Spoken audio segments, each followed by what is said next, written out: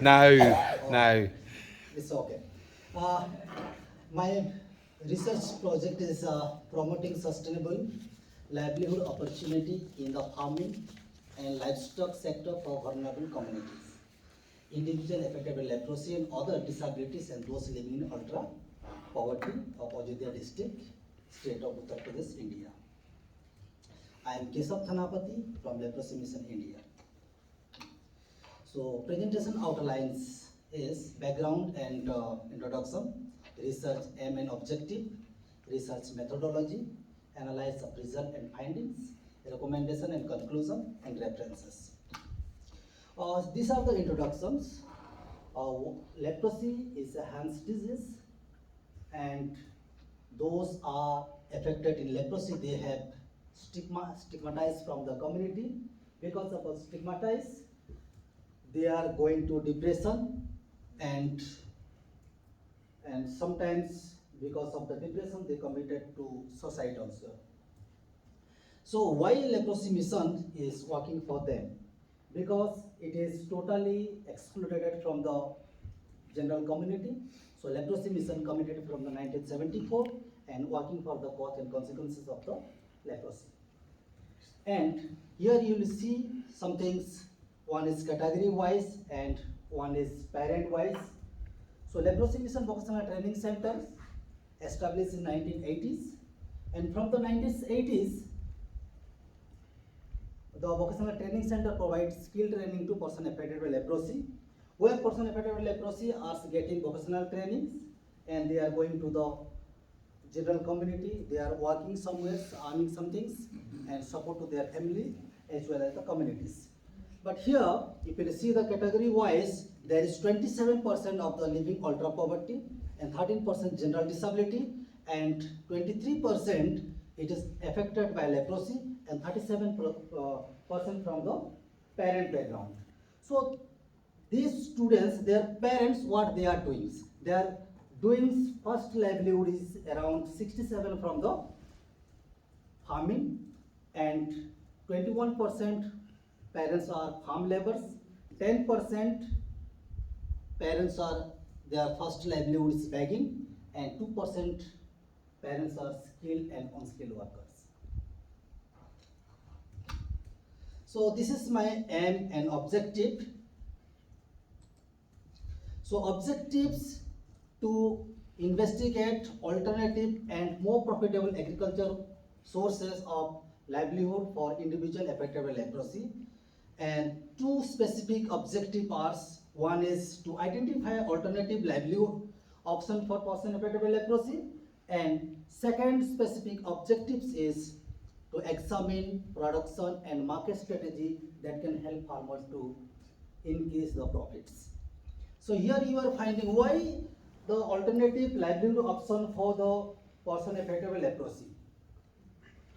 Because low incomes, the person affected by leprosy, they have the discrimination, and where they are earning a lot and they are supporting to their families, their discrimination is going decrease. Because I have seen a lot of experience, it is not only from the India, it is all over the world. Last 2016 when I met in China, global champion, I have seen the same things, and even last year October when I met around 40 champion in October in Hyderabad, the same thing they said they had discrimination from the community, and after they started income generating income, and the discrimination was decreases, and now they are living a dignity life in their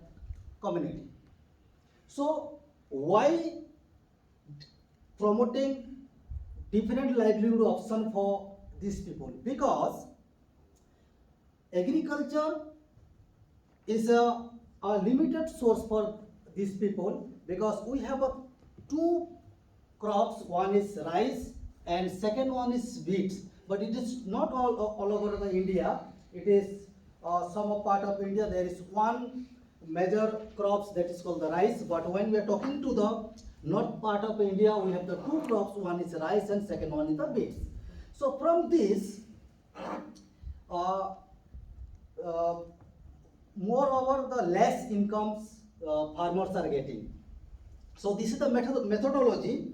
During the intervention, first group discussion, then when group discussion was happened, community leaders, after that neighbors, then informal leaders, and the one-to-one discussion and take some secondary data. You look into the both chart. One is different livelihood option. When during the intervention, when talking to male, so 40% males are agree. So different livelihood option is help to their community and their families, and around 10% males are talking we don't know. And when talking to the female groups, they are saying 20% is agree and 23% is they don't know. But when coming to the second things, how agriculture will help to their family, others livelihood or livestock. Then females are talking about 20% is saying that agriculture is okay, it is manageable, but others around 38% they are talking other livelihood option is more helpful to our families, and 42% females are talking yes, if we have agriculture apart from that livestock, then we will be more benefited from this. So these are the livelihood option and alternative livelihood option.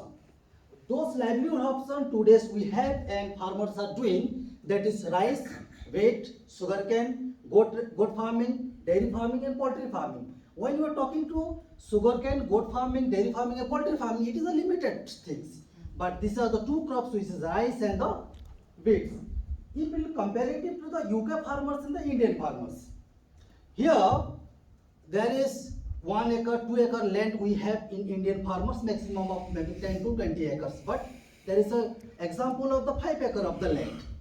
In 5 acre of the land, in a 1 acre of the land, a farmer getting 5,000 rupees profit margin, then around 25,000 profit margin. But when we are comparing to the UK farmers, they have the n numbers of land. It is 100 acres, 2,000 acres, 3,000 acres.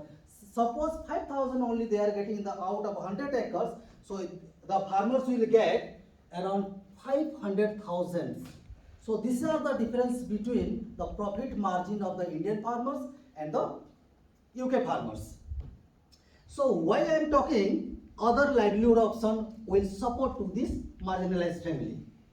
These are the listed: fish farming, lemon tree plantation, goat farming, floriculture, poultry farming, dairy farming, lemongrass plantation, papaya, guava plantation, then vegetable farming, mushroom cultivation. Here, because this will help to the women farmers in India, because women farmers are excluded from the farming sector. The best example, I will give my example. My mother, she never gone to our farming agriculture land.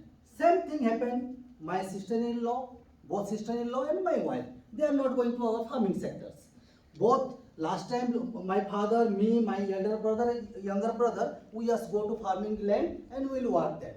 So when the females they are staying in the home, they should have some work.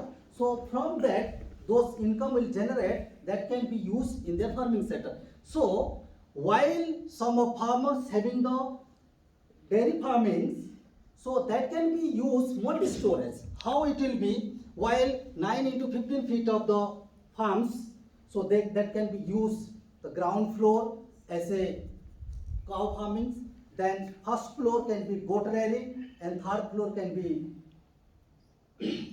poultry and dog farming. So the area will be same and their income will be high.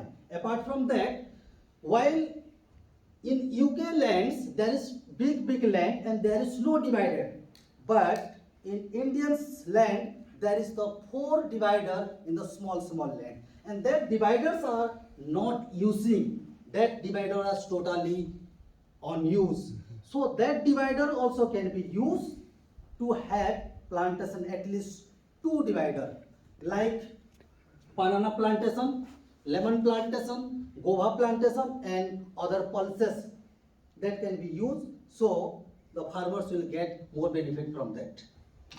So this is the how the agriculture and uh, fish. This is the difference between these two things. While 1 acre of land, farmers are using for the rice and wheat cultivation, so their incomes around 1.44% from the rice, 1.80% from the wheats, and 1.53% from the sugarcane. But while they are coming to the fishery, their income is just doubling. So around 239% from the fish and 206% from the lemon plantation. So while we are talking, so already I've discussed 60%, 67% coming from the farmers, and farming level 21, 10% from begging, 2% from skill and unskilled work. After our interventions, there is around 9% farmers, they are adopted other livelihood option, and they are supporting to their families through these incomes. Great. One more minute, Keshaba. Why fish farming? Because fish farming is a profitable business, because while we are talking, 1 kg of fingerlings the farmers will get from the market around 350 rupees to 500 rupees, and around the pieces will be 300 to 400.